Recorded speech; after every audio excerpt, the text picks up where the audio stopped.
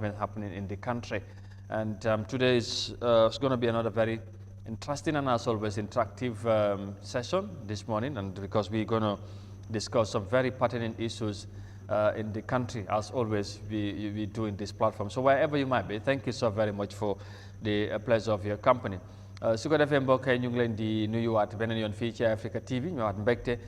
dellusiwaat ci suba si la comme ni nga koy baaxoo di defee saa su ne xam ngeen ne bu waxtu bi jotee dañu am mbégte lool nag ànd ak yéen ci jotaay bi si suba si la fas yéene waxtaan xew-xew yi ci réew mi waaye tamit tolluwaay bi comme ni nga koy defee saa su ne ci jotaay bu am solo bi la ñu ngi leen di ziar waaye tamit di leen ñaanal jàmm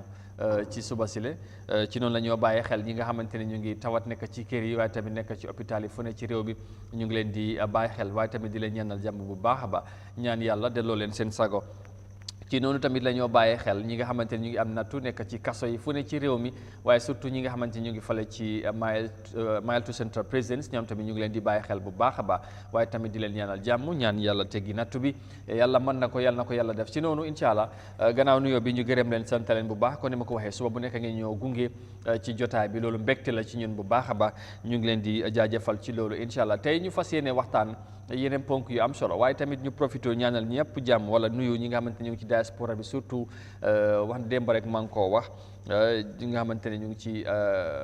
ci Gambian Embassy fale ci Mauritanie di ànd ak ñun ci jotaay bi dañ jël faral di ñu seetaan si suba si ak yeneen plateforme yi ci kër bi ñu ngi leen di gërëm ci loolu ak ñeneen ñëpp fu ngeen mënta nekk ñu ngi leen di jërëjëfal bu baax a baax tey nañ waxtaane li nga xamante ne mooy initiative bi nga xamante ne Gambia Maritime Administration amal nañ ko ci weekend bi def setal ci li nga xamante ne mooy ci coastal line bi dooree ko Banjul ba Kartong loolu nañ ci ñëw nañ ci addu tamit ci initiative bi nga xamante ne tamit bu am solo la Africell launch ko ànd ci ay seen partners ak collaborative kilifa yi yenn ci réew mi ministère yu bari teewoon fa ci mbootaay bi nga xamante ne ñoom tamit launch nañ ko jubluwaay bi mooy gën a yaatal seen activités yeneen faana yi nga xamante ne amal solo réew mi loolu tamit nañ ci ñëw waaye tamit nañ def taxaw seetlu wala waxtaan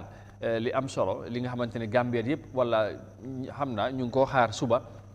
di li nga xamante ne mooy TRRC report bu ñu war a génne wala government white paper bi nga xamante ne nguur gi suba lañ wax ne nañ ko war a génne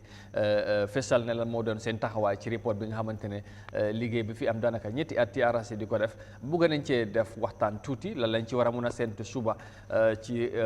report boobu wala ci white paper bi incha allah loolu yëpp ak leneen nañ ko ci dëxëñ ci jotaay bi di leen gërëm di leen sant bàyyi suma naataango mu nuyoo maam Jibi Modou Mouhamad Niang tey tamit teewagul waaye ñu ngi koy nuyu di ko ñaanal jàmm ba fu mu nekk maam ñu nuyuwaat la bu baax am mbégte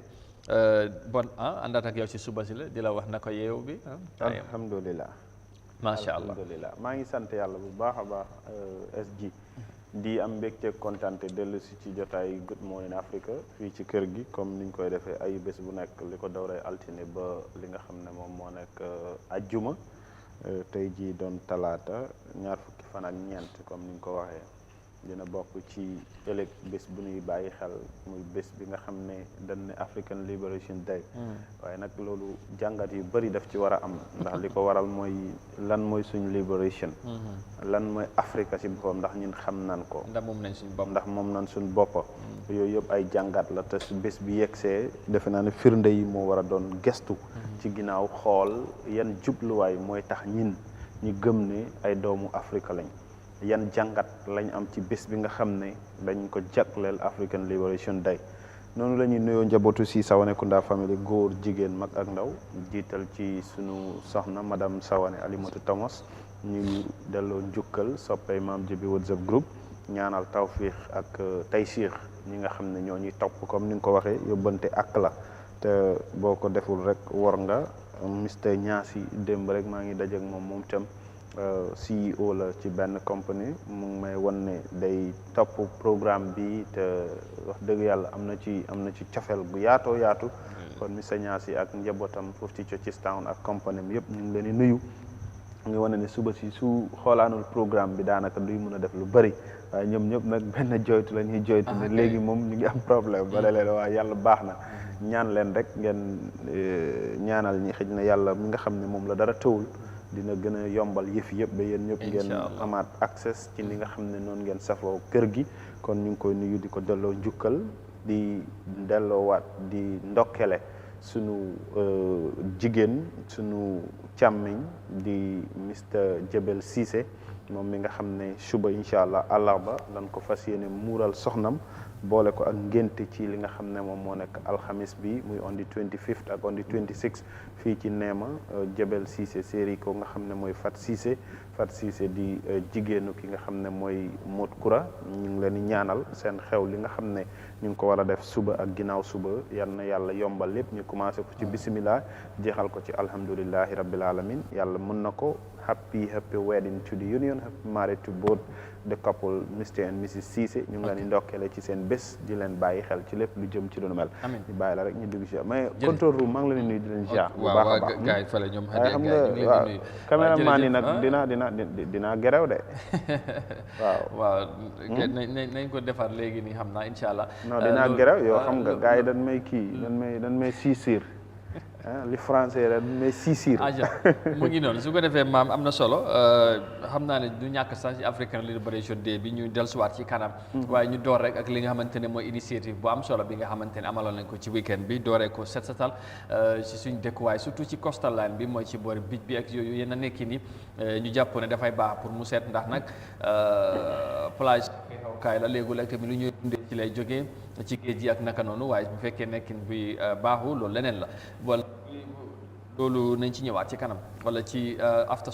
story bi thank you once again for being there and of course for the pleasure of your company as always, and let's start the program with our first story because the Gambia Marine Administration on Saturday conducted a massive quarterly coastline clean-up exercise from Banjul to Khartoum. Now, the exercise is targeted to combat sea pollution and to encourage workers at the sea and its surrounding to take environmental protection seriously. Moses Imande has the details in this report. The Gambia Maritime Administration teamed up with various partners and committees from communities situated along the coastline to conduct the massive quarterly coastline cleanup. They work in groups to gather waste material dumped by beachgoers. These garbage are to be later collected and transported to dump sites by area councils' dumping trucks. Ibrahima Silla, Minister of Works, speaks on the importance of the exercise. This is critical, this is important to achieve an important component of government's desire to see that our marine and coastlines are protected from unwanted destruction, but also being used for dumping dirt and also rubbish, into the sea. The users on the beach here, the beach goers, and also the community have been fully sensitized. In addition to the efforts that we are doing right now to cleanse the beach, and we believe that from now on we will see some improvement in terms of the way the situation is on the beach in terms of uncollected rubbish. He said the ministry will engage Brikama Area Council to provide waste collection trucks that will be regularly collecting waste material from the beach, adding that waste should not be left uncollected. There are existing policies that seek to prevent environmental pollution, but lack of support and cooperation from the very communities where they are to be implemented is a challenge. Minister Silla also stated that as much as it is good to have policies that protect the environment in place, the community also ought to take ownership and responsibility. Wandifa Sedi, Gambian Maritime Administrative Head of Marine Environment and Governance, dwells on the essence of the exercise. So it's important that we keep our coast environmentally sound and healthy for everybody. So this is the reason for us to come on board and to take charge of a mandate that we have to do as far as protection of the marine environment is concerned. He explained that the Maritime Administration will continue to carry out coastline cleanup exercise in the second month of every quarter.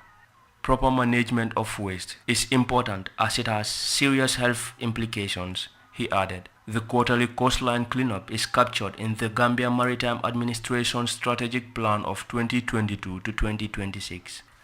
Lamin Jabang, is the Alcalo of Sanyang village, and he shares his thought on the initiative. It's a pleasure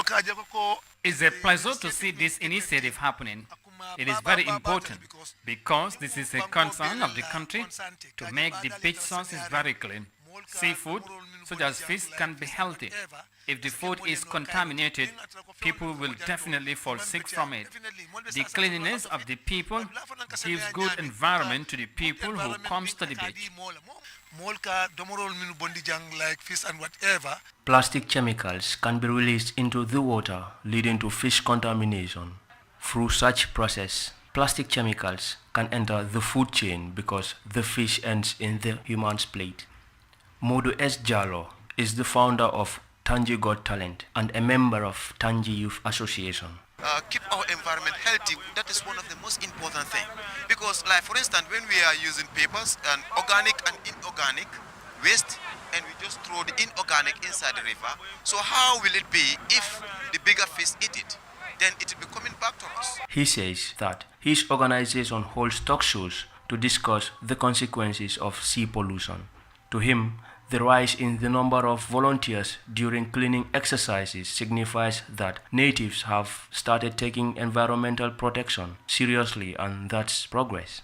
Pa Usman Sanyang, spokesperson for Sanyang Youth for Environmental Protection and Development, said plastic dumping at the beach is a threat to marine life. Therefore, partaking in this exercise is part of their utmost effort to make the beach plastic-free, because preserving the environment is of utmost importance to them.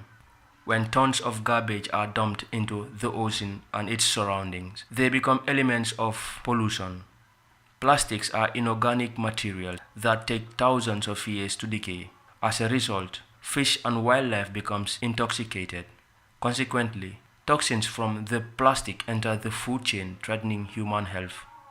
The coastline cleanup exercise was conducted in partnership with the National Environmental Agency, Gambia Ocean Heroes, Environmental Alliance, Banjul City Council, Brikama Area Council, and many more. Moses Mendy, iAfrica News. All right, thank you, Moses, for the report. And of course, comme ni ngeen ko gisee noonu ci report bi, Gambia Maritime Administration ñoom ñoo doon ci weekend bi ànd ak seen partners yi pour dem ci coastal side bi dooree ko Banjul ba Kartun def setal ci li nga xamante ne mooy ci boori géej bi fexe nekkin gi mu nekk li nga xamante ne mooy li set mu yiw parce que tamit xam ngeen ñu fa dëkki ak li fay nekk ak nekkin bi dafa war a sell. waaye léegi nga dem fa nga dem ci yenn béréb bi ni nga leen di fekkee dana nekk nekkin bu doy waar mu jàpp nag lii lu am solo la pour ñoom ñu dox ko wala ñu ñëw ñu dajaloo ànd ci ak ay ndaw yu bari gis nañ ci tamit ki nga xamante ne mooy Minister of Works di Ibrahima Silla moom mu ngi fa woon ànd ak gars yi ñoom yëpp ñu wax solo ci li mel ni am foog naa ne ñu jàpp ne lii dafa war a bugg di am waaye tamit ñu yaatal ko surtout parce que surtout ñun lu ñoo dundee maam jën gi ak yeneen yi waaye nekkin gi tamit dafa am solo pour ñu koy seetal initiative bu mel ni jàpp naan lu am solo la waaye tamit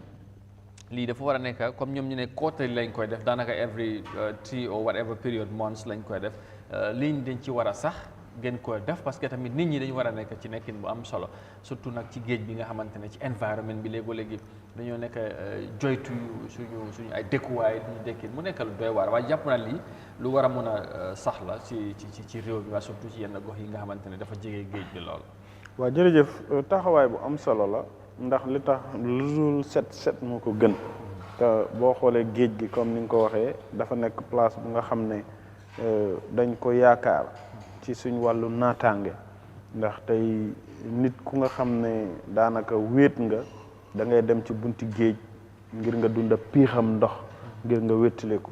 fi nga dem nag bëgg faa fiix boo demee fekk mu nekk place bu nga xam ne daanaka setul sellul yow mi dem sax pour am li nga xam ne mooy piix daanaka da ngay mujj am beneen nakar ci salte bi nga xam ne moom nga fekk ci place boobu te boo xoolee suñ bunti géej yi li ci ëpp boo fa demee sa yaram dafay daw ci nga xool ni mu saltee nga xool niñ koy ñàkk toppatoo nga xool am na ñu nga xam ne dañuy buubee mbalit fële dem ba ci bunti géej gi sotti ko foofu noonu te place boobu du place bu ñu war a def mbalit ndax boo xoolee jën ji ñuy lekk lu ci bëri ci biir ndox mi lay jógee te li nekk ci tefes bi ndox day dem di dikk waafuy day dem di dikk léegi nag bu fekkee dañ fay faral di def mbalit wala ñenn ñi dem di ko def place yu nga xam ne dañ koy demee gannaaw wanag ak yooyu yëpp dañ koy faral di gis ci bunti tefes bi ñi nga xam ne ñoom ñoo nekk maritime ñoom seen liggéey la pour ñu aar li nga xam ne mooy géej gi tey nag buñ jëlee ay jéego ci setal lépp lu jëm ci tefes bi ci bunti géej loolu initiative bu ñuy rafetlu la te Ministry of Works mu ngi fa woon ndax moom moo jiite lépp lu jëm ci wàllu xay mi ak yeneen yi nga xam ne dina bokk ci luy tax ñu gis dëkk bi mu set mu sell mu taaru ndax Ministry of Environment tamit séntu woon nañ ne waroon nañ ko faa gis ndax lii is part of our environment and we need a conducive environment bu nga xam ne dafa nekk lu set dafa nekk lu nga xam ne dafa hygienic understand nga to an extent bu nga xam ne képp ku fa dem tey jii da ngay am xemem teef ne waaw Gambia day li tax ñu ne the smiling coast of West Africa géej gi am na firnde bu muy wane ñoom ci seen set waaye bu fekkee dañuy wax ne Gambia is the smiling coast of West Africa because ndox moo ñu wër daanaka length and breadth li ëpp ci réew mi booy dem da ngay jàll ndox li ëpp ci réew mi li tax ñu ne Gambia sax tàngut yenn tàngaay yi because of géej gi nga xam ne moo ñu jege piix mi nga xam ne moo fi nekk maa ngi wax ak suma benn xarit yaayam rek ñu jóge fan yi Sénégal Touba mais yéen seen dëkk moom dafa sedd ma ne ko yaa booy fii dafay tàng de mu ne non yéen géej gi soriwu leen li leen wër yëpp ndox la on a san kon da ngay gis ne ñëpp ñu ngi associété ne ay nit yi ndox lañ léegi nag suñ ndox moom bu tilimee mu salte ku fi ñëw ñeeñi ci loola boo demee ci bunti tefes gi nga gis nu mu tilimee daanaka da ngay wax ne ñii ñoom dëkk ni mbaam àll lañ dëkk absolument te leneen tamit mooy ne li nga xamante ne mooy ci lu ñu dundee sax ñun parce que lu mel ni comme jën am na yeneen li nga xamante ne bu fekkee ne nit ñoo koy jëfandiku nit ñi di ko bàyyi muy duggaat ci géej gi lu nekk ci géej bi te ñu ko soxla di ko dundee lu mel ni comme jën ak yeneen yi nga xamante ne xëy na mu ngi ci biir ndox mi yenn salte yi comme noo ko waxee buy duggaat ci ndox mi loolu mun naa ñëw delluwaat ci nit ñi andil ñu ay jafeñ-jafeñ ci suñ dundin mu nekk li nga xamante ne mooy beneen problème moo tax tamit nit ñi ci boppam ñi ci dékkee wala ñu fay dem buñ fa demee tamit ba nekkee comme ñi initiative buñ del Gambia Maritime Administration ànd ci ak seen partners yi ak Minister of Works ñu ànd dem liggéey nit ñi tamit ñu fay dem dañu war a wane responsibility fexe li nga xamante ne moom mooy boo fa demee bu fekkee fekk nga place bi mu set nga fexe boo fa demee wala boo fay jógee ko ni nga fekkee béréb bi nga bàyyi ko mu set so loolu tamit foog naa dafa am solo pour ñu koy sooraale nit ñi tamit ñu am responsibility in themselves buñ fa demee ñu sooraale bañ a dem rek fekk place baa ngi set nga def li ngay def ba at the end of the day yow nga jógee fa tilimal fa ba pare yow nga dem ñibbi yëf yi nekk li nga xamante ne mooy lu doy waar. xam nga boo déggee ñu ne la bunti géej dafa am xéwal ci wàllu piix mooy set ak sellal bi nga xam ne moom nga fay séntu boo xoolee tey Gambia ñu bëri dañuy jógee tugal muy ñi nga xam sax nekkuñ doomu Gambien understand nga man sometimes su ma fa demee dama day engage ñu bëri ci ñoom ñii ci dëkki arab yi la ñuy jógee ñii Europe la ñuy jógee dañ laa ne this is the first time ñu ñëw Gambia waaye dañ enjoy li nga xam ne mooy nekk suñ environnement bi li tax ñu enjoy suñ environnement mooy buñ demee ci bunti géej rek li nga xam ne loolu la ñuy dunda ci feeling daf leen a yóbbu feneen léegi nag su fekkee place boobu da nga fa dem mu salte comme ni nga ko waxee nii mu tilim bul xalaat sax gan yi ñëw waaye xalaatal yow mi fi dëkk tey ngay lekk yabooy ngay lekk li nga xam ne mooy géej ngay lekk yiit te yëpp nga yaakaar ni si géej gi lay jógee lépp loo am ci tilim lépp loo am ci salte xalaatuloo fenn dul dem sottiwaat ko ci géej gi dafay dellusiwaat ci yow wala yow mi dem fekk béréb baa ngi seet ba pare nga use ko wala jëfandikoo pare nga tilimal ko bàyyi ko fa dem ñibbi parce que loolu tamit daf dee am na ñi nga xam ne dañoo togga everything yóbbu ko si bëj bi wala ci whatever bu ñu ko defee nag foofu lañ ko bàyyi dem ñibbi waaw loolu tamit loolu suñ attitude la Gambian si loolu suñ attitude la ndax boo demee si place yu liggéeykaay yi sax moral yi dañ am jikko boobu noonu ci ne tey da ngay gis nit ki mun naa gis place mu set wecc moom sax waroon na ko mun a setal waaye mun na koo jëfandikoo su paree du xalaat ne fii de fekkoon naa mu ngi set xaaral ma xool naka laa koy defee léegi nag boo demee ci li nga xam ne moom moo nekk bunti tefes bi di same thing moo fay xew yow da ngay jógee sa kër nga sangu solu set onasan nga yóbbulu set yóbbuwaale lépp lu jëm ci lu nga xam ne tey jii jàpp nga ne lii de fi may dem bëgg naa dem fekk place bi mu set waaye da ngay dem lekk sa ebe lekk sa afra naan sa drink def li ngay def yëpp soo pare doo xalaat sax naa dajalee lii paak ko benn place waaye ni nga demee pare noonu ngay bàyyi lépp loo fa yóbboon am na ñu am seen suwe ak seen paan yi sax dañ ko fay bàyyi ngir tayal understand nga ba wane ne man demoon naa li ma soxla woon def naa ko pare naa ci maa ngi dem toppatoo yow sax dem nga dallu daal yow pare nga afta leneen bi moom léegi mooy nag faale naka la ñuy amee géej gu nga xam ne bunti géej gi dina set sellal ñii liñ def nii wax dëgg yàlla tey liñ jàpp rek mooy nañ ci sax comme ni nga ko waxee ndax kotal yi lañ wax at least bu fekkee every 6 months ñu def ko 2 times muy 3 months every 3 months da ngaa gis ne ci at mi bu place bi di tilim tamit da nga gis ne am na benn jamono boo fa demee di nga mën a dund ne géej gi dee wax dëgg fa yàlla ni mel nii moom alhamdulilah te yu mel noonu lañ soxla te géej gi wax naa la dafa bokk ci suñ doole Gambia géej gi dafa bokk ci suñ doole lii olof di wax doole jën ndox la ñun réew mi tamit géej gi suñ doole la waaw léegi nag géej googu noonu bokk na ci li ñoo ndamoo waaw dañ koy ndamoo léegi nag suñ koy ndamoo te fulaluñ ko daanaka loolu dafa mel nii am naa gëlëm ma nga gànnaar la amul njëriñ ndax nit koo fi am tey ci gan lu bëri ci li nga koy won pour mu dund benn piix foog nga yóbbu ko ci bunti géej waaw mu enjoy ko tey da ngay gis famille yu nga xam ne seen xale yi Monday ba Friday dañuy nekk di engage dem school nekk ci seen activités yi bu Sunday jotee buñ deful dara dañuy xaaral ñu dem ci tefes bi on sax ñi dem toog enjoy seen life bu fekkee xale bi nag yow mu ngi gis ci kër gi lu set mu ngi dem ci school bi di dundal li nga xam ne mooy ñu ngi ko jàngal ne Gambia the smiling coast of West Africa our environment géej gi is part of this and part of that mu dem ba si géej gi mu gis géej gi nu mu tilimee fu mu romb tëb gis li nga xam ne moom moo nekk tilim kooku ëllëg bu demaatoo si school bi sax boo koy jàngal about environment yi géej gi dafay xalaataat li mu gisoon ci géej gi dafay wax ne lii de man kon liñ may jàngal ak reality bi ma gis it seems ne it quite different understand nga loolu yëpp dafa nekk lectures yu nga xam ne yu mel nii dafay baax ci li nga xam ne moom lañ ñu gëmloo buñ ko gisee maa ngi la ko doon ci ginnaaw dafa mel ni yenn yi suñ jikko yi dafa mel ni daanaka dundinu mbaam àll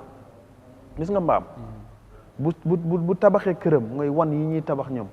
bu ko tabaxee boo ko séenee da ngay xemem pour dëkk fa waaye yurndul mbaam àll fu mu dëkk moo gën a tilim ci rab yi waaw waaye boo xoolee environnement yi moom fi mu dëkk da nga koy ñee nga ne man de wan bi bëgg naa dem éeg fa wala bëgg naa faa dëkk mooy set si biti daal waaye ci biir moom mooy exactly boo ko yurndoo nga xam ne lii moom waaw beneen affaire waaw bu ñuy ooyee di smiling coast of West Africa because of géej gi nga xam ne moo ñu wër boo demee ci géej gi mu mel nii lu kenn mënta wax yooyu yëpp defe naa ne lii lesson la waaye I think ne environment minister bi is a new minister te this is part of the environment and we need a hygienic environment bu nga xam ne dafa set I was expecting ne ni ñu gisee minister of work moom tam waroon na faa nekk mu delloo njukkal ñi nga xam ne ñooy maritime ci initiative bi ñu def mu support leen si through his ministry because of this is part of environment te bokk na secteur bi nga xam ne nit ñi dañ ko yaakaar indeed because tamit yéen xale yaa ngi fa beneen yeneen association ñoom tamit ñu dekk I think somewhere in Sanyang or Kartung waaye ñoom tamit dañu ñëw bokk gis nga ndaw yu bari ñu ngi cee yëngu so it's a great initiative so ñu am yaakaar nañ ko continuer di def nit ñi gis seen bopp waaye tamit ñu setal Rohi John Manjang génnal ñu gis la demal ci environment ñu setal béréb yi dafay baax bu loolu am solo la pour nekki ni tamit sell loolu su ko defee gannaaw loolu ñu continuer ba léegi addu ci leneen descendi ak Moses ba léegi ak moom ci aju ci initiative bi nga xamante ne tamit Africell GSM operator la ci réew mi ñoom tamit ñu defoon launch li nga xamante mooy Africell Impact Foundation ci weekend bi ñoom tamit su ko defee ñu ànd ak lan la loolu firndeel ak lan mooy jubluwaay bi ci foundation bi nga xamante ne launch nañ ko ñu déglu ñu fa addu den su ko defee ñu soog a ñëwaat. Now let's move on to our next of course story because Africell Gambia on Sunday launched its new initiative named Africell Impact Foundation. The foundation is created to empower people to contribute to the development of their communities, help build strong and resilient communities by bringing people together both digitally and physically, and also connect them to opportunities in education, arts, healthcare, and more. Now, let's have more details of that with Moses A. Mende. The launching of the Impact Foundation is a continuation of AfriCell's investment in social initiatives and projects across the country. Since the commencement of its operations in the Gambia, the GSM company has been a key driver in enhancing positive impact in response to the continuous changes in communities. The foundation highlights health, sports and well-being, arts, culture and heritage, education and entrepreneurship, emergency relief and environment action are some of its impact areas. Hussein Dian Ghanim, Chief Executive Officer of AfriCell, speaks on the aims of the foundation. The creation of the AfriCell Impact Foundation is a logical and important next step, and it makes sense to be doing it right now. Going forward, it will have practical benefits for the community-focused work we do in the Gambia. Thanks to the streamlined vision and structure of our work, we are going to be getting more momentum and drive to deliver what we need to do. The aim of the foundation is to connect people to opportunities. Connecting people is what AfriCell does every day, day in, day out, through our core business of mobile network operations. But this broader concept of connection, the idea of connecting communities to the digital and physical resources they need to build better futures, this is the core of the AfriCell Foundation's ethos. He said, the initiative exemplifies the spirit of the foundation, and the announcement of the foundation is the next phase of a journey that began a long time ago. The launching of the foundation means AfriCell's work in the empowerment of individuals and strengthening communities will be more effective. It will also have a clearer long-term impression for the country and its communities, he concluded. Ambassador J. Peter Pham also spoke about plans to partner with the government and stakeholders to build social resilience. AfriCell was proud to partner with the Gambia Football Federation during the Scorpions' fairy tale journey to Cameroon, and we want to help turn their inspiring achievements into a long-term legacy. Finally, as a mobile operator with a nationwide presence and a global footprint, and I might also add, as a U.S. company operating in this area, we also have a responsibility to work with the government, with NGOs and civil society, as well as other companies, to build social resilience and respond to crises when they occur. The AfriCell Impact Foundation will activate AfriCell's experience, skills, and resources in times of emergency.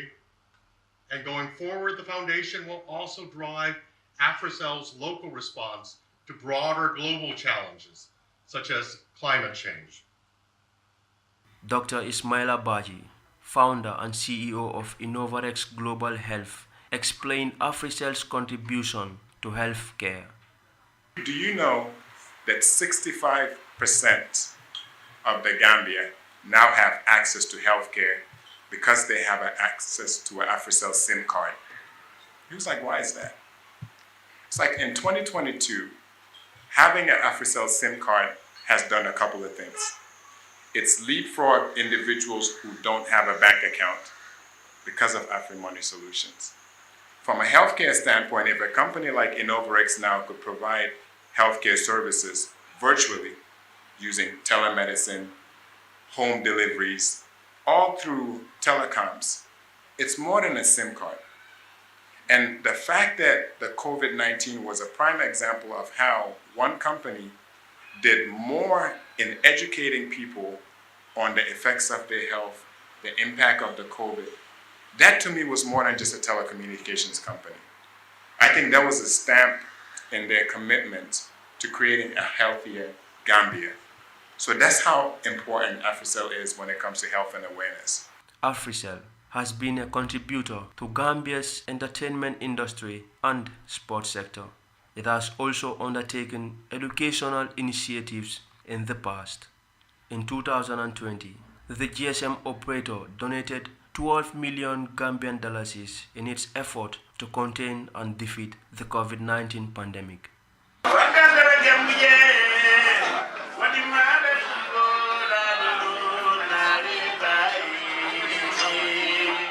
Moses Mendy,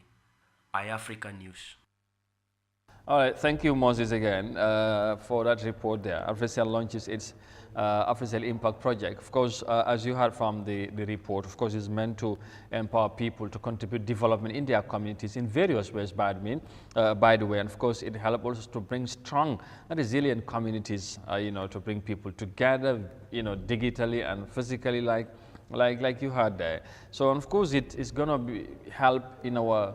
health sector. You heard from doctor there, but equally in education, arts, and many other developmental sectors as a country. So quickly rek maam foog naa ne lii initiative tamit bu am solo la. Of course AfriCell bokk ci benn ci GFCM operator ci réew mi ñoom tamit initiate benn foundation xëy na pour jàppale nit ñi ci seen dekkin xam nga ku nekk am na ci li nga yéen ñu ne ñu ngi yëngu ci wàllu wér-gu-yaram ci wàllu jàng bi mun nga use seen foundation bi dañ taxaw pour dooleel nit ñi tamit ñu mun a jege wante waaye tamit jàppalante ci wàllum li nga xamante ne mooy ci doxalin ni réew mi ku nekk ci fànn bi nga ne mun a use technology xam nga jamono buñ toll technologie def ci am solo am na yu bëri boo koy liggante wala di ko ci dox du jarati nga dem ci yeneen béréb yi mun ngaa use sa téléphone dem ci yeneen site si nga check nga am update ci wàllum wér-gu-yaram ci wàllum jàng bi lan mooy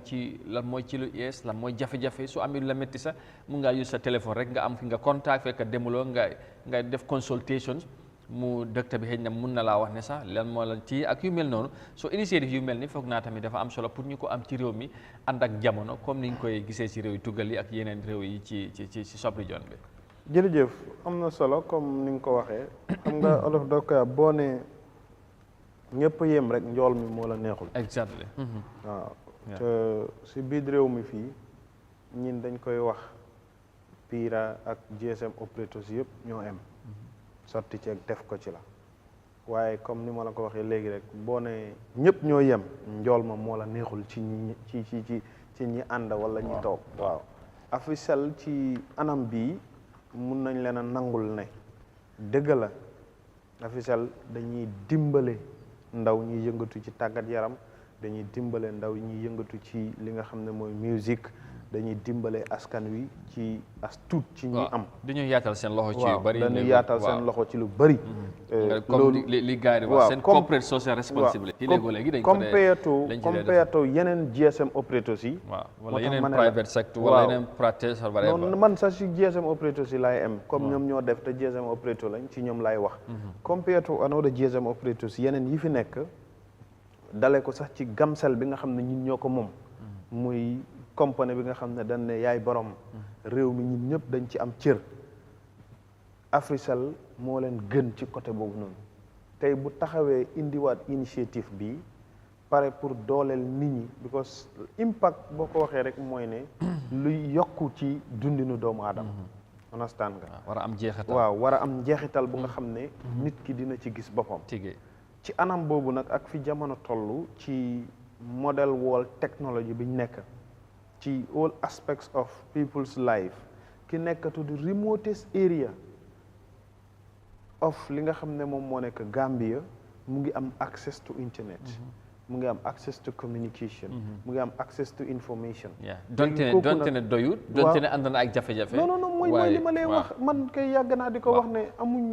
amuñ ci benn satisfaction waaye li tax may wax ci ñoom rek dama ne la boo ne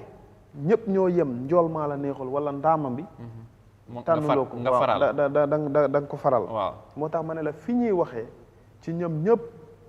doyloo wuñ ñin seen doxalin ci lu jëm ci askan wi waaye boo ñëwee ci tànneef ak jikko ci doxalin lu jëm ci askan wi AfriCell liñ def nii tey mun nañ ci addu ci ne am na jàngatu benn ñaar ñett yuñ gis ñoom ñi def ko te ci askan wi lañ ko def ba tey sax doyut because communication ak GSM operator yi amuñ losses ci seen liggéey mën sànn because li ñuy dundee ci askan wi lay jógee wareef la ci nguur gi tey ministre yi dem nañ fa First Lady dem na fa waaye tey buñ jël rek ne AfriCell ñoo def lii mu nekk impact bu nga xam ne bu ñuy def launching dinañ use image yu suñ authorities yi wala image yu suñ li nga xam ne moom moo nekk Gambia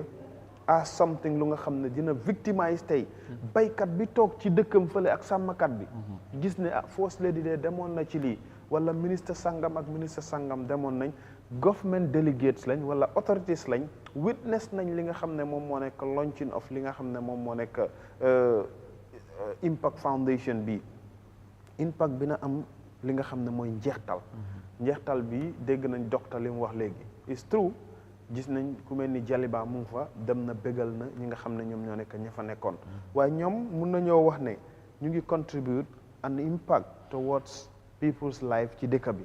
ci one way or the other wax naa ko léegi man benn maa ngi yëngatu ci sports bu nga xam ne dama dee gis dañ ci dee contribute seen quota although ñun sax dañuy taxaw di leen ŋaññati ñu ne doyul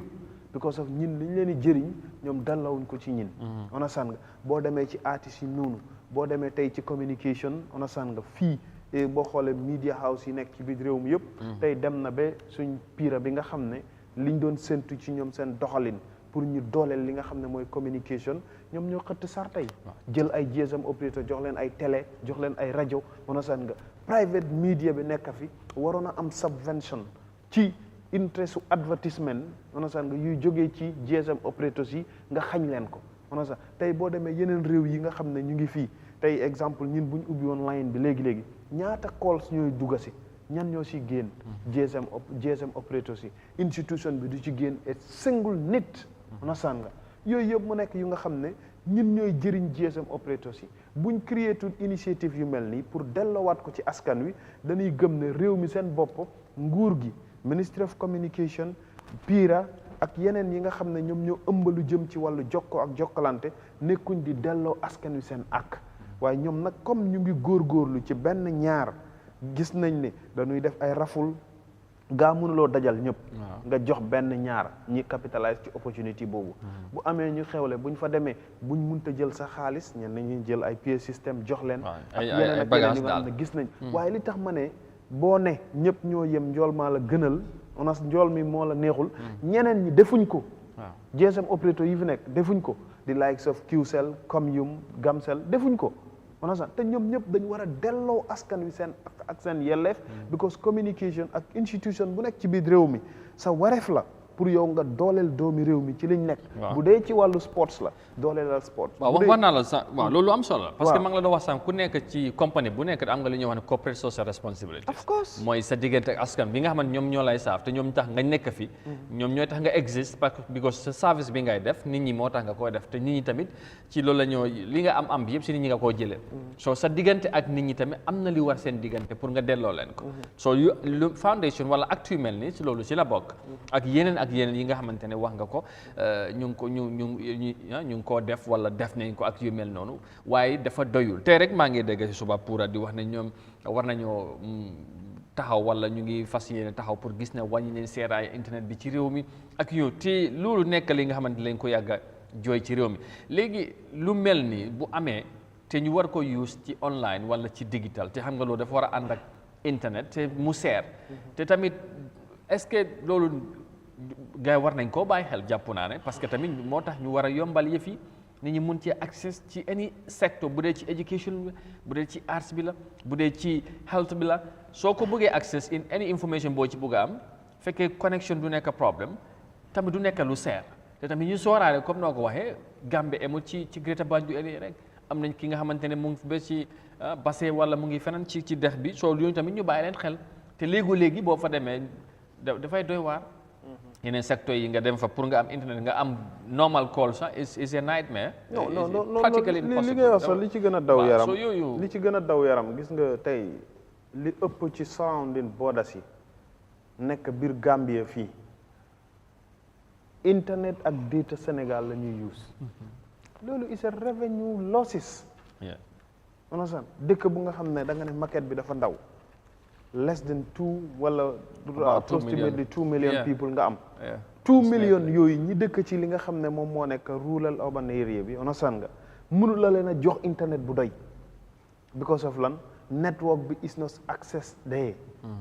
léegi boo ñuy indil these initiatives of foundations yu nga xam ne foog borom pour mu jëfandikoo ko dina delluwaat ci li nga xam ne moom moo nekk internet bi léegi foofu ngay xoolee ci ne dëgg la is a good move te ku nekk ci ñoom tey li muy bàkkoo rek mooy I am the biggest understand nga maa fi gën maa fi man dëgg la ci ne loolu seen slogan la Pira li ñu wax noonu man Pira gëwuma leen man dama koy wax saa su nekk seen ay wax ak waxi xale yi laa emale because li tax mooy seen wareef ak régulation yi ñu war a def ci biir réew mi ci wàllu communication defuñ ci naada wa xaw la des na de onasan nga naada wa xaw la lañ ci deful te askan non xam nga lu tax tey yow Gambia dëkk bu nga xam ne da nga ne dëkk bu bokk na ci dëkk yi gën a ndóol ñu ne la ci biir Afrique ñaata réew lañ am ci Afrique about 54 roughly around 54 countries 55, yes, something onasan like that, yeah. Gambia mu ñu ngi ko rank among 8 countries yi gën a seeralay internet onasan te ñu bëri ci biir réew mi tey suñ xëyee li nekk seen poos onasan nga dañ koy uuti dugal ko seen biir ñu yaakaar internet yaakaar téléphone pour call fan lañ jëm mooy golo di bay baabun di dundee su fekkee mënuñu régler problème yu mel noonu moom beneen affaire la te ñu ngi koo dégg effet de ñi am koo joytu seeraay bi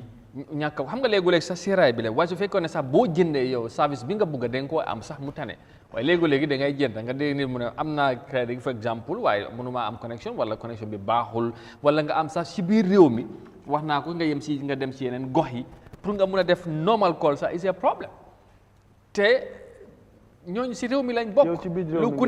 nekk combo wala ku nekk Banjul li nga am na yenn time boobu bu demee ba boori 7 6 7 nii onasan nga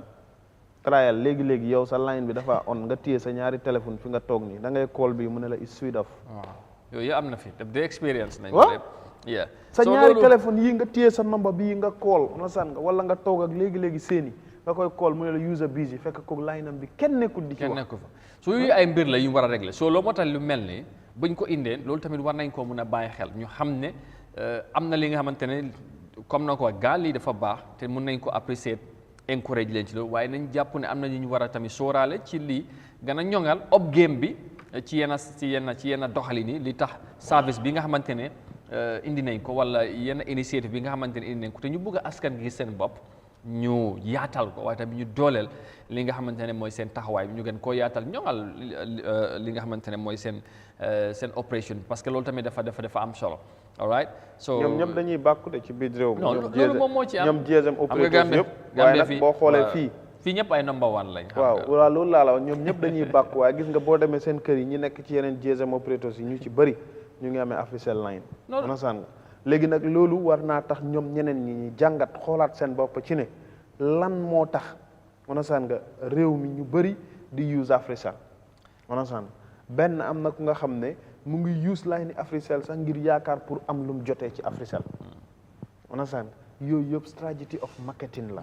anasaan nga because of comme li nga social corporate bi nga xam ne ñoom seen wareef la dañuy gëm ne am na lu ñu war a delloo ci askan wi léegi nag dafa war a nekk competition bu nga xam ne du nekk words of mouth di ñu rey ak advertisement yi nga xam dara du ci dëgg anasaan nga ba pare buñ toogee seen network yi ak seen internet yi mën ni xëf ak xëf fi anasaan nga boo ko usee tey ëllëg boo leen koolee nga laaj leen nii la non sa mobile bi check ko da nga am apps yu nga xam ne xëj na ñooy lekk sa data bi fekk dara du ci dëgg waaw léegi daal ay sàcc mbir mi mooy comme noo ko waxee dafa jar seetaat ba pare réew mi secteur boo laal rek fa nga fel ni problème bi foofu waaye bii is the worst among all non maam soo laa ne yeneen tamit da ngay foog ne foofu moo gën a garaaw soo loolu réew mi moom moo ci doon dañu war a defar ci réew mi moo bari tax mooy loolu nangoo naa ko tey boo demee ci njàng mi lu jar a waxtaanee mbay mi démb wax nañ ko wàllu paj mi waxtaanee nañ ko waaye dafa am yu nga xam ne am na ku nga xam ne tey daf koy neex mu koy dunda bu ko neexul du ko waaye gis nga lii tey yow exemple boo amee bànneex bi gën a neex ci sa aduna yaakaar nga pour nga jël téléphone call maam su ma soxna am na doom wala dañ may muural ëllëg boo amee safaan wa fas nga yéene oote ne maam man de tey tiis bii laa am léegi loolu kan moo mën a dem ci ginnaaw dund bu nu mel waaw on a am na ku nga xam ne yàlla may na ko ci dundam on a nga dina dund ba dee du mus a dem hôpital am na ku nga xam ne yàlla def na mu ngi dund na ba dee musta toog ci classe jànga am na ku nga xam dund na ba dee musta bay xamul lan mooy mbay booy wax ci mbay sax dafay ree nit ñi ay caaxaan la ñuy wax quoi on a waaye amul ku fi nekk tey ci àdduna biñ toll nga am ak nga ñàkk nga man ak nga tële te doo jëfandikoo lu nga xam ne mooy communication tey woy laago yi toog ci seen tànk yi sax fi ñu nekk seen kër yi ñu ngi jokkoog seen i mbokk léegi secteur boobu lan moo tax ñi war koo caaxaanee lan moo tax ñi war koo ñàkkal fayda ba ñi ci nekk ñi bàyyi leen ñii buum di buum mi lu leen neex la ñuy def ku leen neex la xam nga dafa am yu nga xam ne pour toog sax di ci wax dafa daw waaw yaram affaire la because tamit léegi dafay doy comme noo ko waxee dafay doy waar parce que tey bu ñu demee ñu leen war a saytu ñooñu dañ am independent ñu jox leen doole pour ñu réguler service yooyu seen pour ñu taxawal askan gi léegi seen activiste xam nga moo tax man dama dee mer suñu activiste yi nga xam ne politique kese la ñuy waxtaanee benn soo leen xoolee tey activiste yi waroon nañoo génn ñu proteste waree ne nii yëf yi di demee ci wàllu communication du dëgg du yoon pire nañ jël mesos onasan suñ engrais bu seer bi nii sax man nga wax ne ana activiste yi civil society bi war nañ génn wax parce que baykat yi yëpp ñëpp ay jooy ñëpp di jàmbat ñëpp tiit ñu ngi ci guddi bu bër sotagul dégguloo kenn wax ci su dul ne fiw nit ñi nga xamante ne ay doomu baykat lañ waaw affaire def leen yitteel so loolu tamit beneen mbir la waaye daal Gambia moo mel ni su ko defee loo gis rek nga xam ne loolu la waaye nag nañ jéem a soppi doxalin xam ne réew mi am na fuñ ko fekk te am na fu mu toll te am na fuñ ko war a yóbbu so loolu yëpp dafa am solo su ko defee gannaaw loolu ñu wax ci leneen wax naa ko démba wala boog suba laa bëgg a wax ëllëg incha allah mu war a nekk bés bu am solo ci Afrique ci continent bi African Liberation Day loolu leneen la waaye ci réew mi am na la ñuy séntu tamit suba di ko xaar mooy liñ daanaka ci ñetti at ak léegi xam ngeen ne daanaka ba balaa novembre wala octobre wala septembre last year wala waaw sometime around that time la li nga xamante ne mooy ñu jeexal TRRC hearing bi ak yooyu balaa loolu suba bu nekk su dul rajo di télé Gambien si di ci déglu di ci dégg yeneen yi nga xamante ne mooy loolu ak yu bëri li nga xamante ne jaar na fi gannaaw nag TRRC bu ñu matalee seen liggéey bi jël report bi wala rapport la neex noo ko bëgg a waxee dem jébbal ko njiit réew mi comme sarta yi wala luwaay nu ngi ko santaane ñoom ñu càmbar yëf yi executive bi ñu toog ci recommendation ci ak yeneen yi nga xamante ne dugal nañ ko ci biir lan la ci nguur gi war a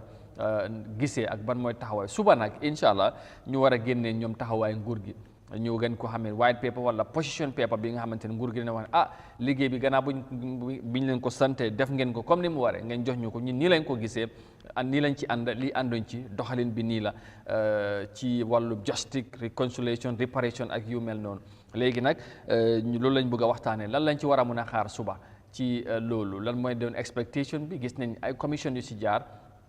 xale yi teel ci gis-gis yi wutee ji ndax suba mun nañoo aar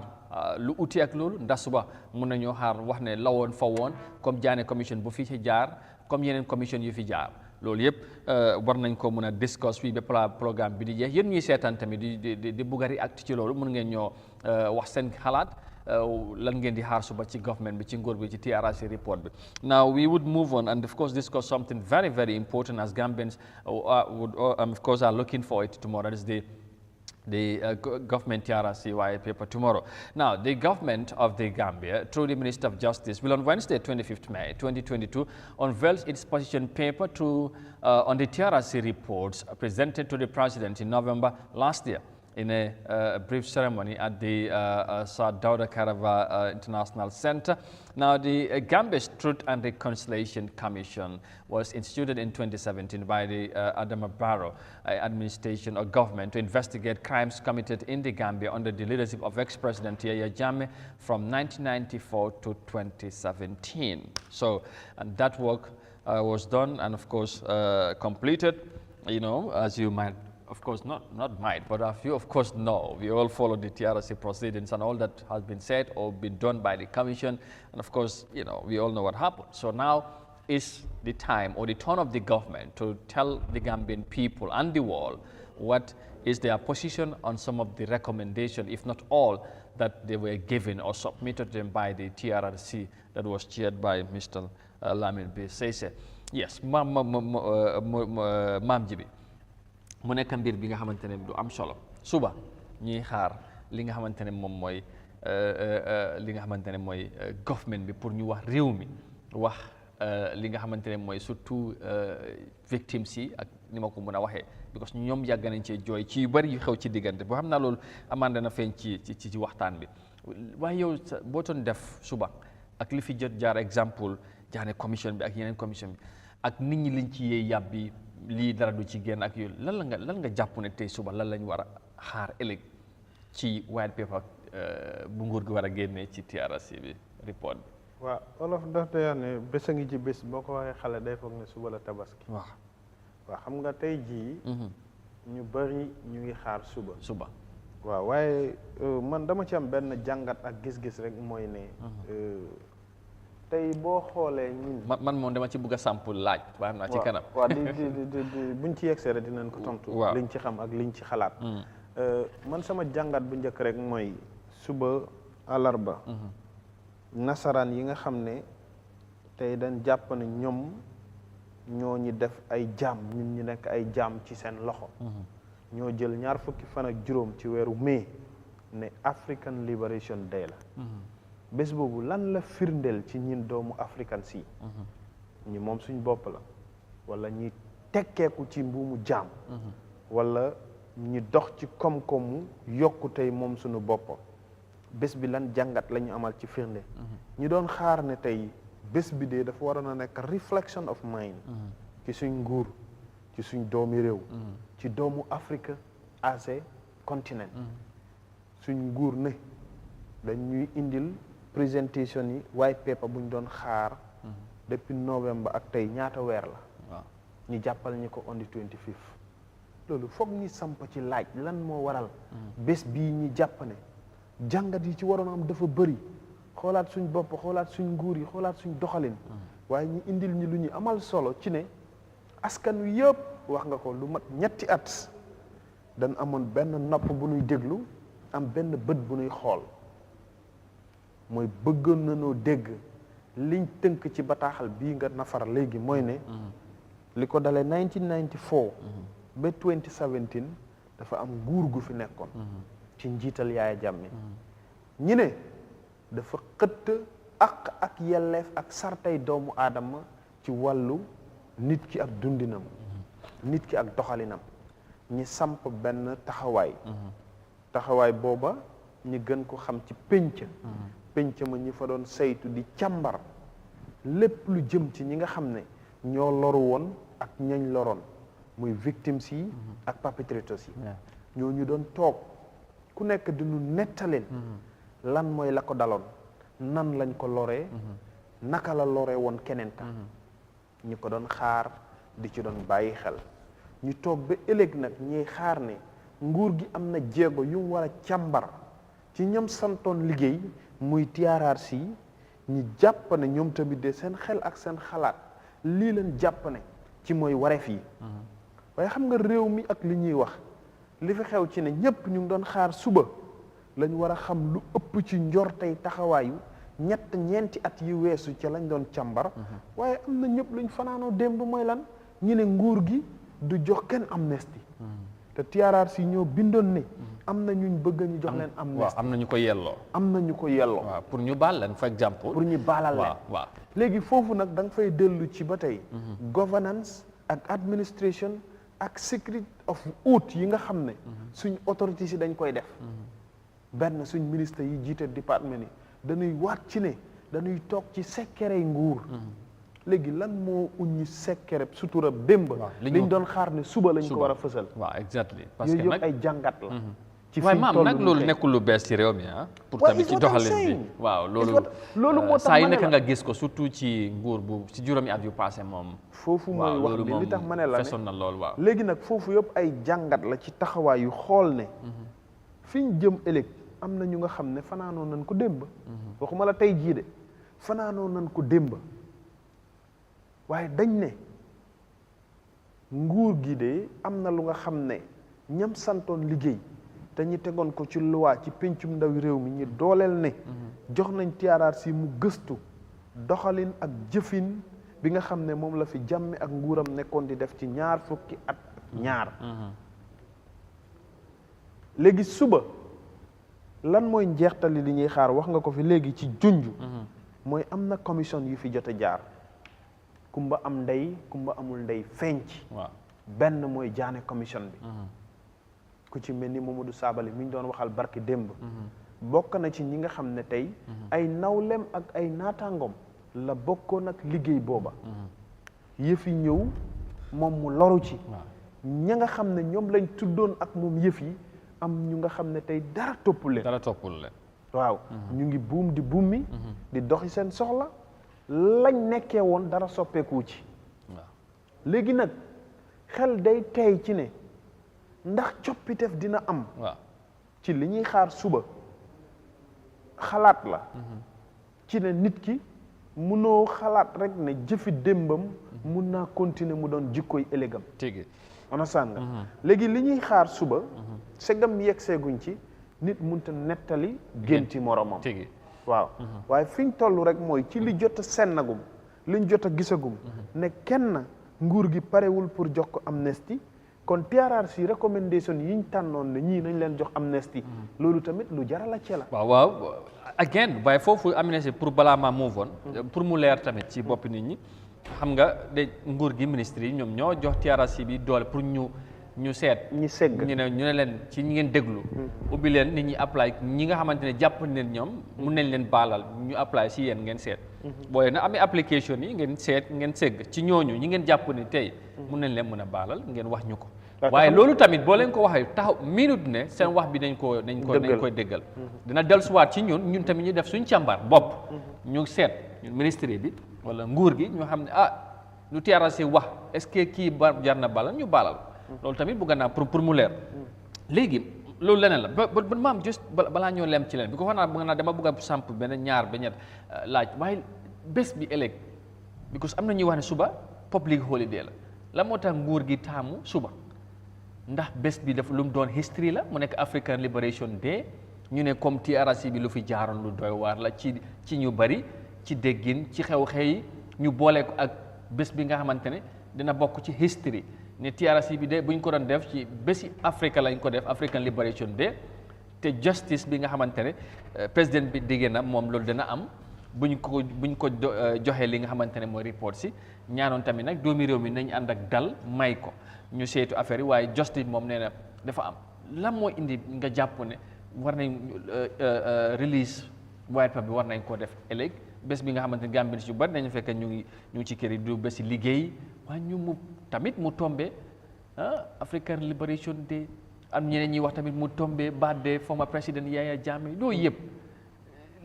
loolu naka la ko nit mën a déggee daal wala gis-gisi bi waaw xam nga man foofu laa njëkkee sax man mi ci suma laaj ne man mi dafa tey suma xel tey gis nga African Liberation Day deful ak dara white paper bi non but xam nga release ko unveil ko ci bés bi mun naa am firndeel la am na message buñ ci bëgg a yónnee non ci bés bi nga xamante ne bési Afrique la ñu ñëw ñu unveil si wala génne ci white paper bi nga xamante ne ñu ne lu doy waar mu amoon ci réew mi boole ko ak bés bi nga xamante ne mun nañu jàpp ne bés bu ànd ak history la mu ànd ak histoire date xam nga tombeel loolu ñaari bés yu mun naa ci déggin wala ci gis-gis mun naa am lu mu firndeel wala message bu ñu bëgg a seen léegi foofu dafa am lu ma la bëgg a wax wala tamit ñëw tombeel ko ak birthday bi nga xamante ne former président bés bu mu juddu mu nekk fi président ñu ñëw ñu indi di seen bés boobu noonu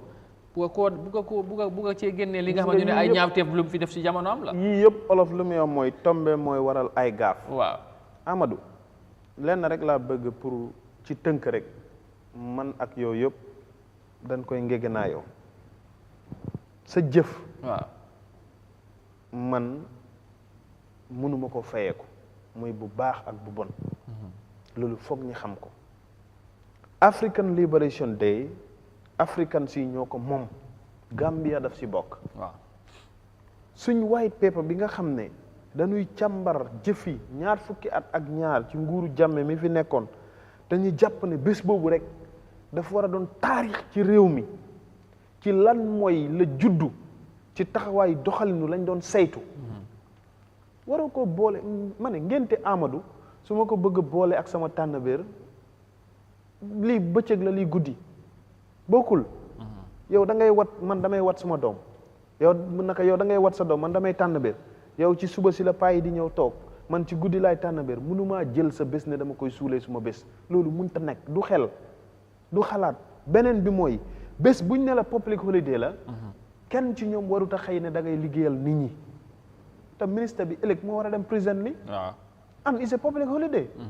fan lañ ko teg est-ce que du bés bi si boppam moom moo leen jaral loolu bés ban African Liberation Day bi. African Liberation May Day 25th. buñ ko bëggoon. Because loolu boo ko defee. it's going to go down to history ne on the 25th of May lañ unveil government TRRC white paper. buñ ko defoon si lañ feeñal ne Yaya Jammeh dañ ko war a for example tëj wala dañ ko war a attee wala nangam wala keneen. loolu laal buñ ko defoon on the 23rd May sa history daf ko mark as record ne on the 23rd May wala tey on the 24th May lañ génne woon white paper bi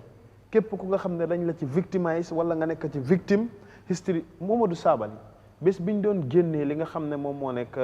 white paper Janneh commission ñun ñëpp ñu ngi woon justice ministry foofu lañ defee suñ good morning keroog onasan ndax moom dina fàtte bés boobu du ko fàtte birthday Yaya Jammeh 25 May màggal na ko fi noo mënta xalaatee ci màggal onasan nga loolu moom la woon bokkut ak nga jël loolu ne da ngay suul kooku bés bi nga xam ne moom la doon màggal bésu juddum bi mu fi jógee ba tey Gambia dañ màggal on the 25 May te am na ñu nga xam ne lépp luñ doon def sax dañ koy bëgg a dàkk ci 25 May ndax Jammeh moo fi toogoon onasan nga pour ñu bokk ak moom li nga xam ne moom moo nekk dayo bés bi ok léegi nag yooyu lañ wax gis nga nit ci àdduna Amadou suul ker du ko teree feeñ te ñin nit yi ñuul yi ak ñin Gambien si jikko boobu bokk na ci li ñu gën a tardeel ok fine loolu am na solo léegi maam buñ dellusiwaatee ci xew-xew yi ci lu ci jaar depuis TRRC bi buñ ko bëggee samp wala buñ ko taxawalee gis nga lu fi jaar ci xew-xew ak nit ñi nuñ ci yéyee yàbbi surtout victimes si ñu ci am jafe-jafe ñu ci loru mun naa wax ne Gambie ñu bëri whether directly or indirectly am nga ci ay jafe-jafe léegi nag ci ñaaw njort bi nga xamante ne surtout victimes yi am nañ ko ci nguur gi ne xëy na ñu bari jàpp ne sax duñ implement the entire recommendation yi nga xamante ne ci yàlla si loolu lañ wax am na ñuy jàpp ne government bi war naa implement everything léegi surtout ci victimes yi gis nañ fi ay protest waaye tamit ñu gis ci beneen side bi APRC bi nga xamante ne Yaya Jammeh moo jiitoon parti bi nuñ sosee keroog doo mu ngi ko wax fi TRRC yi sax ñoom ànduñ ci doxalin bi lenn li ñu ne ànduñ ci ba tey ñoom ñu gis ci diggante bi fast forward dem nañ ba ñu jegewante ak président bi tey daanaka gis nga lu fi xew tey ku jiite parti bi di APRC moom moo jiite néegi député yi ñu bari jàpp ne loolu mun naa tax xëj na sax taxawaay bu ci nguur gi war a am du ci am yooyu yëpp boo koy def boo cee jàngat est-ce que loolu yëpp suba lu mënta génn nit ñi naka lañ koo déggee wala gisin bi of course réaction yi dana ute lu ci mënta am nit ñi foog ñu utee gis-gis waaye lu ci jot a jaar yëpp ak luñ ci dégg suba est-ce que mun naa tax ñu gisaat ci leneen ci réew mi ci façon li nga xamante ne xëy na sax nit ñi xaaruñ ko ak yooyu. xam nga TRRC bi yuuxu dafa jóg fuñ ko fogewul ci lu bari. waaw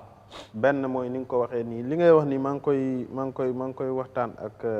nit barki démb foog naa I think it was on the 21st May. la APRC defoon seen protest boobu. maa ngi si doon interview ku mel ni Rambo keroog ñoom ñu toogoon di wax TRRC bi niñ ko sampee. taxawaay yi fa am ñi nga xam ne dañ leen indi pour ñu toog di wax ak ñooñu. tey nga gis ne waroo sax am na ci diggante boobu. ñi taxawoon doon defend démb Jammeh ñoom ñoo Jammeh tey ute nañ gis-gis. benn rek foofu am na wuute am na lu fa am ci jàngat. ñiy xaar suba. waaye donte nag loolu ñoom seen position nag. dafa mel ni ceeñu ci TRRC bi waaw loolu laa gis ba tey soppeekuwul. waaye nag ëllëg lu ñuy xaar. surtout victimes yi. waaw ndax yuuxu di jóg fuñ ko fogewul. mooy lu tax mooy ñëpp liñ wax mooy dëgg la victimes yi. ñun ñëpp victime lañ. either one way or the other. ci li am ci 22 years yi ak TRRC yi ak liñ jot a dégg ci nit ñi liñ nettali. ak ñaawte yi fi doon am rey nit ci lu tegul fen lor nit ci méttit yu nga xam ne tey jii bu koy wax nit ku am xol ak gëm-gëm boo munta am di nga yëg méttit boobu noonu. léegi nag buñ dellu see ci loolu political yi dafay xaw a tey xel. comme ni nga wax léegi. benn Essa Faal mi bokkoon ci ñi nga xam ne ñooy TRRC bi. samp na ndëndëm. ci presidential election bii. nguur gi ko dooleeloon pour mu def liggéey bi nguur googu la doon ŋàñña ci seen doxalin. te ñoom ñoo ko mayoon opportunity pour mu taxawoon bokkoon ci ñu doon gëstu yëf yi. nga ñëwaat ci feneen foofu tamit balaa bi foofu tamit maam. parce que juróon na fi coow. bu mu taxawee déclaré na ni Essa dafaa taxaw gaañu ne Essa yàq na liggéey bu mu fi def TRRC bi nangan na mi gaañu ko déet bu ko fi kenn wax parce que Essa lu moo def amul dara lu mu def ak TRC liggéey lañ ko santoon def na liggéey bi comme ni mu ko waroon a defee Gambien si kontaan ci moom mu am beneen gis-gis ci beneen doxalin mu soobu ci léegi nag nguur gi waruñ cee mbubboo wala di ko sukkandikoo bañ a def lii nga xamante ne loolu lañ war a def ci comme ci report bi parce que tamit moom mu ngi ko doon wax sax fausse report bu ñu ko doon def sax moom yeggaluñ ko bu ma waxee ak moom fi loolu la ma wax waaw léegi nag nit ñi bugg a koo boole ak li nga xamante ne moom loolu bokkul ci sax ci liggéeyam bi liñ ko soo yooyu est-ce que loolu yëpp war nañ cee mun a sukkandiku wala war nañ cee mun a xaar yu mel noonu yëpp waaw moo tax ma ne politique dafa mel ni dafa xalaat dugga tamit ci yëf yi is where I was speaking moo tax ma ne la diggante APRC NPP Essa Faal ñëw taxaw ak yeneen loolu yëpp waaw yuuxu mën na jóg fuñ ko fogewul te mooy comme fi ma doon wax léegi rek ci yëfi Essa ak li ci am ak biñ ci génnee NPP ak APRC bu Fabakary bi onasan nga yooyu yëpp ëllëg nit ñaa ngi xalaat ne ndax du indi njeextal ci report bi nga xam ne moom mooy feeñ benn nasaxal Essa li mu doon bàkkoo ci ne ñeenti at yëpp moom moo fi toog doon gëstu li nga xam ne mooy doxalinu ñaawte fii fi Jammeh nekkee woon te nag soo xoolee fi presidential election bi mujjee dafa mel ni Essa gëstum démbam dafa waroo ak jëfam fi mujje ndax Essa keroog bi nga xamee ne nit ñi gis nañ ne IEC late nañ ci déclaration bi NPP nekk fële di celebrate dafa dem fekk UDP ak GDC ñi taxaw ne dañ def joint press release wane ne ñoom ànduñ ci results yi am ñu bëri ci ñi ànd ak moom ne Essa lan moo ko dal ba mu war a dem toog ak Mama Kandeh mi nga xam ne Yaya Jammeh la àndoon ak ci presidential election bi waaw waaye def si teel génn nag waaw def si teel def yuutoon moo tax ma ne la loolu yëpp tey ci politique ci jàngat ci li nga xam ne moom lañ nekk di waxtaanee mooy fii NPP mujjee ak Adama Barrow ak fi Essa mujjee ak GDC ak Yaya Jammeh mi àndoon ak GDC yooyu yëpp ay xalaat la waaw ci lu fi jot a am waaye ñin liñ yaakaar rek mooy this is about the nation is about victims and victims need to be considered consideration bu nga xam ne lépp lu jëm ci wàllu politique nañ ko tegee aside est-ce que loolu leetul waaw ok su leetee tamit ñoom ñëpp mën nañ leen a blame understand nga parce que am na ñuy tuumal tamit sax yenn victimes yi seen position ci yëfi politique wax ci politique is what I'm saying léegi nag moo tax ma ne la issue bi being victims being the government being ñi nga xam ne ñoom ñoo nekk tey ñi taxaw di defend former président Jammeh muy APRC Noto Alliance ak APRC bi nga xam ne ñoom tey Jammeh moo nekkoon seen sac ci lépp lu ñu doon wax muy Fabakary down to every APRC member benn gis-gis ak benn jubluwaay lañ amoon yëf yi teguñ ko ci yoon du dégg teguñ ko ci yoon Essa Faal daf fi ñëw pour yàqal li nga xam ne moom moo nekk deru Jammeh former justice minister Bah Tambadou amul benn jubluwaay lu dul ne victimize ñi nga xam ne ñoom ñoo nekk maa ngi ko bëggoon a ñëw bi comme tudd nga ko Bah Tambadou mu door process bi tamit moom mu dem ba ci diggante bi génn ci dem nga am beneen justice minister bu ñëw continuer liggéey bi changes yu am ci diggante boobu tamit ak moom Tambadou yitte buñ ci amoon ak lim doon communiqué te Gambien si bu Yaya Jammeh ñëwee fii dana ko arrêté ak yu mel noonu ñu jàpp ne dafa ñëw moom tamit mu gis intérêt am fàtte intérêt réew mi li mun naa salfaañee expectation victims ak yu mel noonu ndax moom de fii dafa am fu mu ko toll yooyu tamit est-ce que mun dana am impact wala anyhow wala dana wàññi taxawaay nguur gi buñ ci waroon a am te Gambians luñ ci xaar surtout victims yi la luñ ci doon xaar parce que ñoom ba léegi seen xel dalul ne lu ñuy xaar suba mun nañ koo gis. waaw xam nga ba léegi li nga wax noonu soo xoolee ci politics maa ngi fàttaliku président Barrow presidential campaign bi mu mujj def ci Buuba Zone. waaw ci waxam dafa mel ni Bah Tambadou dafa bokk ci ñi ko wor ci yëfi Essa ndax daf ne. Bah Tambadou bu mu ko indiloo Essa daf ko wax ne ko yow kii nga óolu mu ne ko waaw mu ne ba mu déggee waxi Essa benn ñaar mu ne ko Essa mu ne ko Bah Tambadou yow sa kii ba du toogu bi la bëgg fan la Essa mujjee samp ndëndëm kon ci waxi Adama Barrow daf lay wan ne Bah Tambadou war na ko ci lam ko waxoon ci bi mu ko indilee Essa ak recommendation yi mu ko joxoon nga ñëwaat ci Bah Tambadou wax yi mu doon wax réew mi yëpp amoon yaakaar ci ne kii de mu ngi sóoraale victime yi ku pare pour fagaagal Jammeh la understand because waxam yëpp Yaya Jammeh la doon wax mu mel ni moom bi mu ñëwee dafa amoon mission bu ko indi ci yëfi Yaya Jammeh fan la mujjee dafa daw non du daw dafa am non solo dafa daw ama déglu ma nañu waxantee dëgg because li xew mooy moom bu fekkee réew mi daf ko yitteloon ba lam doon wax tey lu ko ñoroon la te mu leer ko ne TRRC bii dafa bokk ci mandarga yuy tax Yaya Jammeh luwaa tegu ci ndoddam warutoon a xool beneen appointment ci biti buy tax mu bàyyi réewam te mission bi mu nekkoon jeexul is mission complete mission bi jeexul mission bi ni ki ëllëg la ñuy xaar ne bu white paper bi génnoon mu présent ko bu ko neexee mu ne réew mi nag jeexal na ma ak yéen allahu axlan sama wareef ci won ne bëgg naa sooraale victime yi ba lépp lu jëm ci lu leen lor ci seen ak ak yelleef te benn jëmm moo ko waraloon mooy Yaya Jammeh mi ma taxaw ne ay ñoñam keroog bañ ne Yaya Jammeh daf fi war a dellu si mu ne Yaya Jammeh bu fi ñëwee dañ koy arrest kan moo ko wax du Baatambir moom la waaw kaddum la fan la mujjee tey moom nekku fi wala bu fi nekkee tam gisuñ ko ci kanam front line bi pour mission bi mu complete and these are the expectations of patriotic citizens si Gambians yi nga xam ne dañ yaakaar ne am nañ xam-xam bi adduna bi yëpp nawloo leen ñi taxaw fësal benn kaddu nañ dem ci jeextal ba waaye moom jëfewu ko dafa mujjee rocceeku non dafa daw jarul rocceeku dafa daw acca léegi am na solo dawloo nag loolu ci moom la ñun mënuñ cee wax dara waaye liñ jàpp rek ne bu jeexaloon tey liggéey bii onasan waaw konoon sag la ci moom ci ak réew mi non réew mi dañ ko doon sagoo li tax ñu koy sagoo mooy gis nga nit da nga war a am man naka laa koy waxee sax mooy mbir mi gëm-gëm la jàpp naa ne non xam nga ngëm-ngëm da nga koy am te du am jeextal waaw ambition bu nekk dafa war a am I don't know what word should I use kay man dama nekk nit ko nga xam ne exemple ci man su ma nekkee ci dara nga ne ma lii doo ci dem naa dem ba ñu may suul ci sama bàmmeel waaye dinaa ci dem ba jeexal yitte daal moo ci war nga am commitment bu nga xam ne fuul yi da nga ciy gis ne yow da nga war a am result either positive or negative waaye na nekk njeextali ñi gis ne yow de def nga sa wareef parce que moom si dafa mel ni ci diggante bi liñ ko doon tuumal ak yu mel noonu def ko xala déggal baayam bi dem moom Tambadou ñaata scandale lañ ko fi wax ci yëfi passeport yaak yooyu exactly te yooyu yëpp bi muy am na ñu bëri ñu nga xam ne people were in solidarity with him because of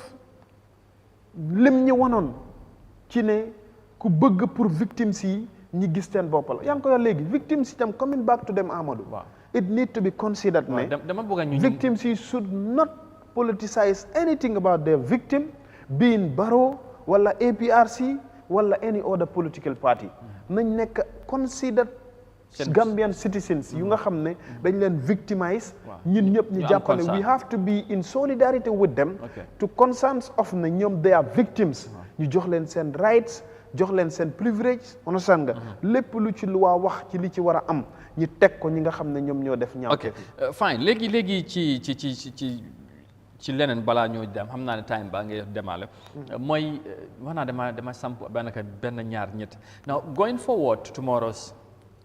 release of the government white paper two fundamental questions wala benn ba ñaar o ñett one is will the government prioritize justice tomorrow buñ ko génne or will the government prioritize reconciliation or reparation maybe not but I know that's a must somehow but is it about considering first Gambia because ñu bari ñu ngi wax ne there's already division in this country so justice first before reconciliation would that be tomorrow's government's position tomorrow loolu is something that is lingering maybe in many people's mind. So what should be the plan? Or is the government going to weigh this to ñaari balance ko ban moo war a doon nekk priority bi déggantaan first justice come what may as a country and then we talk about reconciliation or yes what have happened but we need to reconcile as a country ñu ñëwaat together so suba loolu maam lan nga foog ne loolu mooy gën a feeñ ci xam naa maybe laajte dañooy yombu ñoo tontu parce que xamuñu but ñaari non priority bi lan la war a doon parce que tamit pour man sax Amadou ahead of waaw laajte yi dafa yomb xam nga lu tax mooy TRRC dañ amoon slogan mooy never again na dàkk bu mu fi amati te loo ne na dàkk bu fi amati rek saafara dafa war a ñëw ci luy samp sëñ Cheikh Tidiane Sy Al Maktoum daf ne saafara bu demee ba du jur jàngoro nañ ko tuur understand nga léegi nag fiñ toll ci never again bi mooy ne li fi amoon gëm na ma ne du fi amati ci ne lu ne fàng kenn du ko jiix waaw nit munta toog tey di dëkk di déglu Amadou mii lim nekkee woon ci kër gi juróom benni at ñu koy wone ci uññi ay suturam ci ñaawteef yi mu doon def ak yu bëri keneen ñëw war a utu Amadou bëgg ñàkk jom wala ñàkk xel ba bëgg def lu gën a yées la Amadou doon def te mu war a xalaat njeextalam moom tam loolu war benn firnde la ci ne du amati ñaareel bi mooy justice lu munta ñàkk la tey mënuloo jubale diggante Amadou ak Maam Jibi te wane woo lan mooy dëgg te justice mooy dëgg rek munoo dem ci lenn luy jeexal li nga xam ne moom moo nekk white paper bi te justice amut because man tey munoo ne ma da nga may jubale ak Amadou te jotee nañ maak yow waxoo ma ne Amadou moo la tooñ wala man maa tooñ Amadou naka lay nangoo ne dëgg dina fa am waaw kon su ma la déggee mooy taxawaay bi du doon lu ñu war a xaar ci white paper bi mooy ñu fexe kon justice mooy mu am mooy ñi nga xamante ne def nañ that's the first priority waaw balaa ñëw wax reconciliation non justice mooy first because xam nga la moo tax ma indi loolu mooy ñu bëri dañ jàpp réew mi dafa xaajoo te loolu génnu ci réew mi ay mbokk lañ ak nii te lu am na mun nañ cee jàng ñu jéem a seet naka la ñoo mën a waxtaanee suñ biir ak yooyu waaw du ñàkk ñeneen ñi ñu justice am but comme for exemple yaa ngi fàttalee ko bu ñu doon dem 2021 election ñu amoon interest yëpp candidates yi ñoo wax ne you know réew mi dafa xaajoo we need to reconcile as a country and make sure Gambia is united so loolu suba beneen position bi bu ci Gambia bu ci government bi génnee prioritize justice est-ce que loolu du gën a xaajal kon réew mi parce que dina am ñi nga xamante ñoom dañ ci gis seen bopp dina am ñim laal non xam nga loolu mënut a ñàkk Amadou waaw tey foog ñu nangu li nga xam ne mooy dëgg olof daf ne bu ndox tuuroo an bàq moo fay des te ndox mi tuuru na ba pare léegi an bàq bi fa des nag moo tax ma ne la foog ñi teg justice first understand nga ñëpp nangu ne léegi de loi moo des bu loi desee nag ñi ñëw ci li nga xam ne mooy reconcile understand man nangu naa ne maa tooñ Amadou maam moo la tooñ seen diggante la yéen ñaar pour ngeen nekk benn maam foog nga nangu ne yaa tooñ Amadou yow tam nangu nga ne maam moo la tooñ léegi lan moo des ci seen diggante Amadou jéggal naka maam jéggalul Amadou ndax jéggal nga ma waaw foofu nag mooy mbir mi waaw ndax jéggale tamit du forcé waaw waaye moon ñaan dafa war ne yàlla mu ne kuñ tooñ nga jéggale yaa ëpp tiyaaba ki tooñ mu ne jéggal bi du forcé waaye loolu moo génn waaw loolu moo tax bu la neexee moom boo taamoo leen mën ngaa dem ci exact léegi nag buñ fa àggee nguur def na ware fam mooy wane na ne justice mooy force reconciliation dafa des ci diggante ñaar ñi understand nga te foofu tam buñ fa egsee dafay ñëwaat back to the commission muy TRRC amoon nañ reconciliation committee bu nga xam ne lii seen wareef mooy ñu jubale nit ñi waaye buñ fa àggee nag wareefu nguur lay doon waat ñu dellu ci kilifa diine yi ak kilifa aada yi waaw foofu bëggoon naa see dajale borom xam-xam yi dajale ñi yàlla may maxaama ñu toog gindi nit ñi ku doon chrétien ñi wan la ci li nga xam ne mooy gëm-gëmu yonente yàlla Isa ci jéggale ak jëllale ki nga xam ne yow jullit nga ñi wan la Seydina Muhammad sallallahu alayhi wa sallam lan la wax ci ki tooñ mu jéggalu lan la wax kiñ tooñ nga jéggale wallahi buñ ko defee réew mi dinañ dem benn jubluwaay buñ demee nag ba ci réparation nguur gi tamit na sóoraale bu baax waaw loolu moom am na ñi nga xam ne waaw waaye des na am na ñu génnoon di wax ne ba tey ñoom gisuñ seen bopp waaw noonu loolu ma lu ma wax ne fu mu nekk nii dañu war a teg comité bi nga xamante moom moo responsible loolu because dep xaalis bu bari lañ ci war a dugal te foog naa boole nañ ko sax ci budget bi bu ma juumul pour réparation exactement parce que xam nañ ne loolu moom foog ala kulli xaal foog mu am waaw léegi nag parce que nag fa ñu ndàmpaañ tamit ñi nga xamante dañ leen tooj te bëgg a gaay waaw loolu moom foog mu am léegi nag buñ ko defee ba pare nañ dajale réew mi yëpp ñi teg politique side victimes yi ñi celebrate leen as ñu nangu pour ñi nga xam ne ñoom ñooy forgive and forget understand nga never again bi mu nekk a slogan of celebration te ñun ñëpp Gambians yi dale ko ci président Adama Barrow suñ security apparatus yi nga xam ne 75% of ñi nekk victime ñoom ñoo leen victimize ñu simmi seen uniforme yi wan ne Gambia la ñoo gis force in our hearts before uniform bi wala guns yi wala weapon yi nga xam ne moom lañ doon victimiser nit ñi ñi celebrate ko fàtte on the 25th bi nga xam ne moom lañ present white paper bi ñi xool bés bu nga xam ne Gambia ñooy def ndëpp pour mu forward waaw mooy ne ñi raxas li fi nekkoon yëpp waaw pour continuer seet li ci suñ kanam ok léegi réew mi continuer léegi maam loolu lu am solo comme noo ko waxee ñu hope ne xëj na gis-gis bi dana mel noonu waaye bu fekkee ne utee na ak loolu am na ñi nga xamante ne ñu ngi xaar suba leneen te lu munta mel lu munta ñàkk foog mu am suba buñ ci tolloo dina am ñi nga xamante ne seen xol tamit dana métti léegi du mu ngi wax ne keroog maa ngi wax mu ne victime si dañ ci am responsabilité di réew ñoom tamit waaw suba wala sax moving forward ci li war a boolewaat réew mi suba ñoom am na lu ñoo xaar buñ jàppee ne xëj na nguur gi taxawaay bi des na seen réaction dina am solo ifin su fekkee lu ñoo xaar suba gis nañ ko tamit seen réaction dafay am solo boobu tamit naka lañ ko mën a balancer ba tax xëj na liñ ci namm ñu gis ko waaye li tax du tax tey Gambia buñ doon ñu doon ko du tax Gambia bi nga xamante ne buñ am ñun ñëpp ñu yem si li gën ci ñëpp mu am ci réew mi. foofu xam nga Amadou man li may wax rek mooy victime si ñoom seen. seen position. gëm naa ne victime si à consideration ne victime si. mooy ñoom seen bopp. seen taxawaay ci mbir mi. waaw dañ ci am cër. seen taxawaay mooy ñoom. parce que am na lu ñoo sàkku ci ñu bari dañoo wax ne justice foofu mu am. non justice wax naa la. justice must be considered. it's a matter of must. waaw léegi nag naka lañ ko ñoom lan lañ ci namm naka lañ ko déggee lan la ñuy xaar pour nguur gi wax ne immediately diw dañ ko war a téye wala diw dañ war a atte diw soo yooyu. waaw xam nga justice boo ko tegee rek process mooy am. benn bu fekkente ne ci yoon lañ war a dem. because doone never again. nit rayoon nit démb nga ne tey dañ koy rayaat. xam nga foog ñin nangu liy dëgg. doone dafiy dàkk ba pare nga ne diw moo rayoon nit démb tey dañ ko war a rey kon yaa ngi continuer li fi nekkoon. li xew mooy justice mooy njeextal bi. te justice buñ fa eggee victimes yi ñoom ñooy taxaw seen position pour ñoom tamit ñu jox leen seen àq ak seen yelleef te loolu mënta weesu justice léegi nag foofu li am solo mooy te li tax ma ne la xelal daf ci war a am njort bu rafet mooy benn the likes of Sana Sabally bokkoon na ci ñi nga xam ne TRRC defoon nañ seen recommendation ne moom nañ ko amnesty Alaaji Kaañ yi di same thing mana sax Yankuba Touré tey anam mu ngi ci kaso bi lan moo tax mu nekk fa dafa victimize nit lan lay xaar justice understand nga kon loolu rek war naa jox reflection of nit ñi gëm ne ëllëg lu munta xew justice mooy priority. ok maam ci benn minute ñu jeexal ñu nga ko sax ba pare kilifa diine yi kilifa aada yi ñi am cër ci réew mi lañ te réew mi am na fu mooy toll